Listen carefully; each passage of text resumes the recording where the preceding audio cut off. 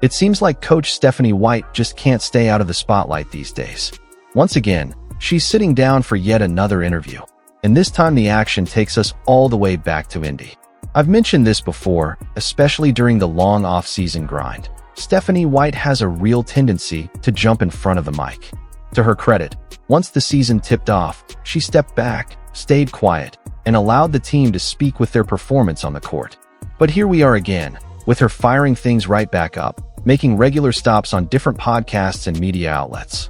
And in this latest sit-down, oh yeah, the focus locked in on the biggest trending conversation right now, right behind that whole Sandy Bello controversy.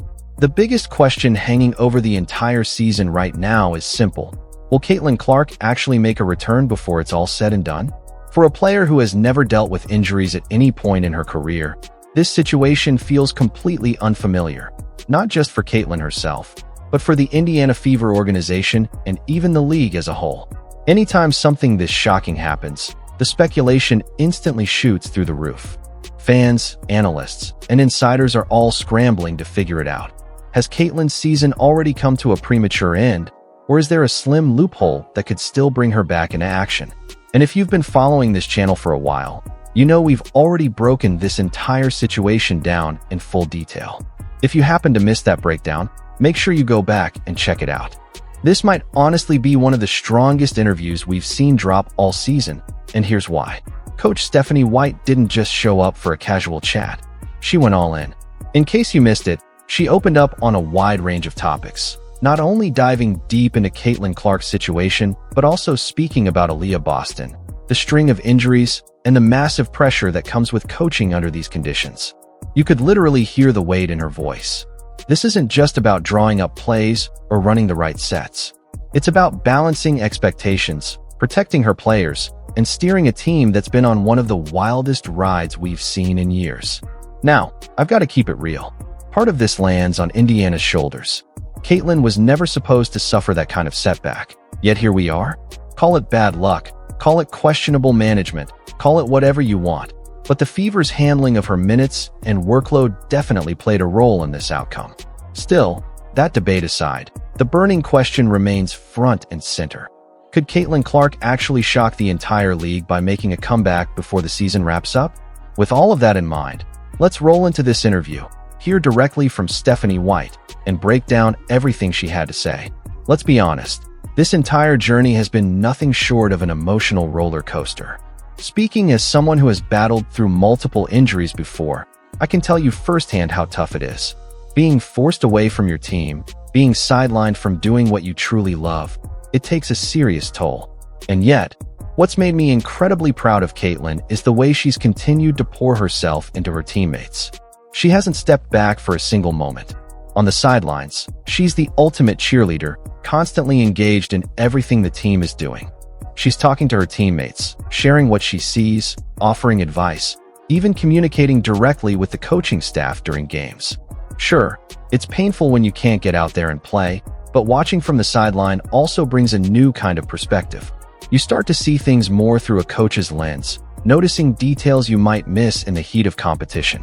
And with Caitlin, there's never been a question about her hunger, but when you're held back, unable to participate, that hunger only grows stronger and sharper. This season has really given Caitlin Clark something she's never truly had before, a fresh and entirely new perspective on the game. And the way she's handled that challenge has been nothing short of remarkable. Every step of the way, she's navigated the ups and downs with the same class, maturity, and poise that seem to define everything she does. As a coach watching from the sidelines, I've only grown more impressed by how consistently she pours into her teammates and leads them, even when she can't physically be on the court herself. Over the years, I've had the privilege of working alongside some of the greatest generational talents this league has ever seen. Icons like Tamika Catchings, the relentless Alyssa Thomas, and now Caitlin Clark herself.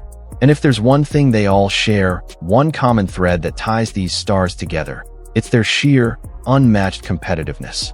These are the kinds of players who refuse to settle, who demand the most out of themselves and everyone around them, and who change the entire culture of a team the moment they step into the gym. There's absolutely no question about it. These kinds of players carry a mindset that refuses to accept losing in any form. It doesn't matter if it's a simple shooting drill, a half-court contest, or the biggest game of the season. They approach every single challenge with the same fire to win. And what really sets them apart is their relentless willingness to do absolutely everything it takes to achieve that goal. But beyond the desire, there's another critical piece: the way they approach the work itself. Anybody can spend hours inside the gym, but not everyone uses that time with true intention. These players don't just show up, they show up with purpose. Every rep, every possession, every workout is fueled with focus and precision. They don't take plays off, they don't take possessions off, and they certainly don't waste opportunities to get better. That kind of purposeful, no shortcuts approach is what truly separates generational talents from everyone else. In the Wnba, every single player is an elite-level talent. But the real distinction between stars and true generational greats comes down to more than just skill.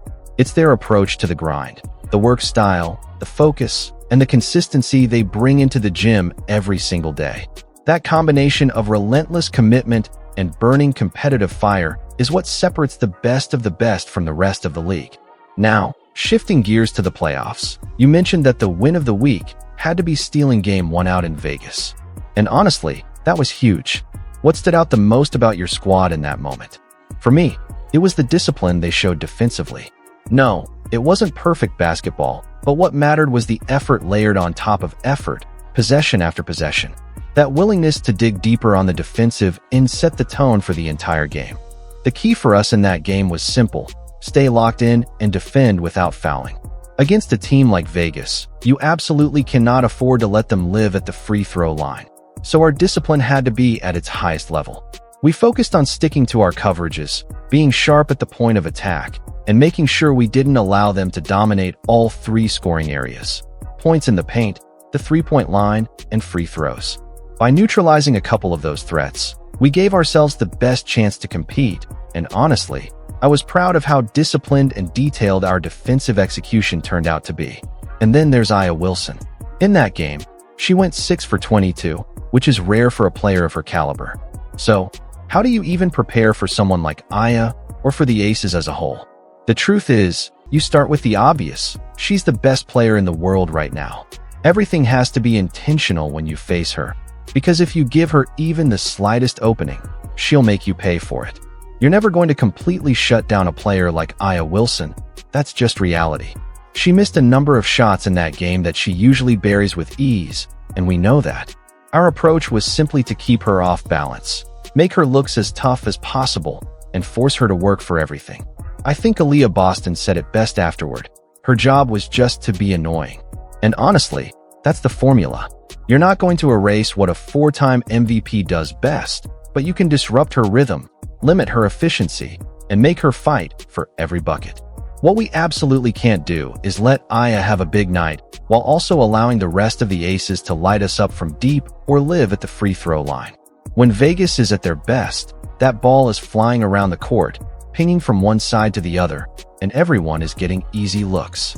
Our job was to stay disciplined enough to take that away, to force them into tough twos, to make them rely on individual playmaking rather than team flow, and to avoid scrambling in constant rotation where they get whatever they want offensively. That's the only way to survive against a group this talented. A lot of the media loves to label the Fever as underdogs heading into a semi-final matchup like this, but inside the locker room, that's not how we see ourselves at all. At this point in the season, we don't waste time worrying about outside narratives. We're locked in on one thing: competing at the highest level every single day. The noise on the outside doesn't matter, because we keep our group insulated and focused on what we already know we're capable of achieving. Our standard is crystal clear. We want to be relentless, we want to stay disciplined, we want to play with maximum effort, and most importantly, we want to put each other in the best possible positions to succeed. If we commit to those things, the wins will take care of themselves. Whether people call us the underdog or the favorite really doesn't matter. We approach every game with the exact same mentality: stay locked in, play hard, and give ourselves the best chance to come out on top. For us, it's really about showing up every single day, putting in the work, and playing hard for one another. The focus is always on putting teammates in the best positions to succeed, and when we do that, we give ourselves every possible opportunity to walk away proud. no matter what the scoreboard says. That mindset has been a common thread across the league this season too, with players like Veronica Burton and Alana Smith showing exactly how much the right team environment can elevate everything. And when it comes to the bigger picture, here's why people are talking. What Coach Stephanie White said about Caitlin Clark's potential 2025 return has been blowing up for good reason. It wasn't the usual polished, recycled coach speak. It was raw honesty, and she made it crystal clear for everyone listening. What separates true generational players isn't just raw skill. It's the hunger, the fire, and that relentless competitive edge that refuses to fade. And when you hear Stephanie White talk about Caitlin Clark, it becomes clear she's not tossing out casual compliments. She's deliberately putting Clark in the same conversation as legends like Tamika Catchings and Alyssa Thomas, and that's no accident. It's recognition that Caitlin's leadership, maturity, and purposeful work style have already begun to set her apart in this league. Just think about it. Despite being sidelined and unable to play, she hasn't vanished into the background. Instead, she's become the loudest, most consistent voice on the team. From the bench, she's been locked in, leading huddles, energizing teammates, and challenging everyone around her to raise their game. That's not just filling time while she heals. That's a sign of someone who's already shaping the culture of a franchise. That alone speaks volumes about Caitlin Clark's character. And it's exactly why her 2025 return is shaping up to be one of the most highly anticipated moments in all of basketball. Coach White made it crystal clear. Clark hasn't just been sidelined. She's been evolving.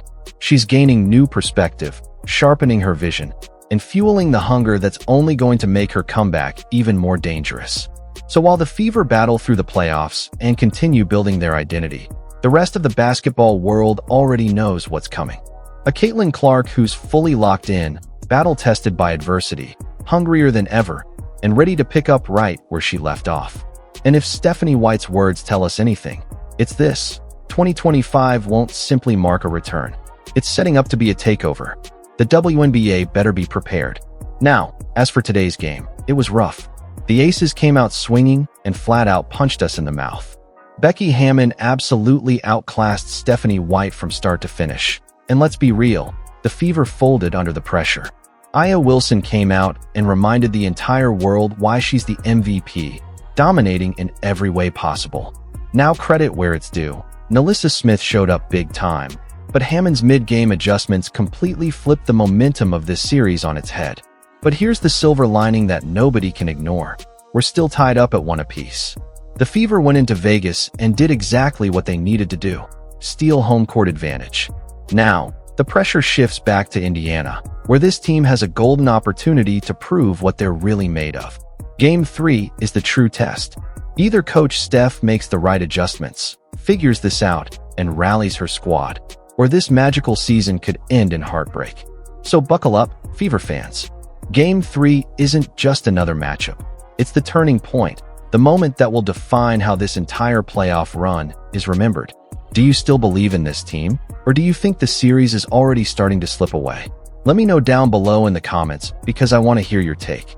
And before you head out, if you're riding with the Fever, or just love the drama this postseason is bringing, make sure to smash that like button, hit subscribe, and turn on notifications so you don't miss a single breakdown. Trust me, we've got more heat coming. I'll catch you all on the next one, because this story is only getting started.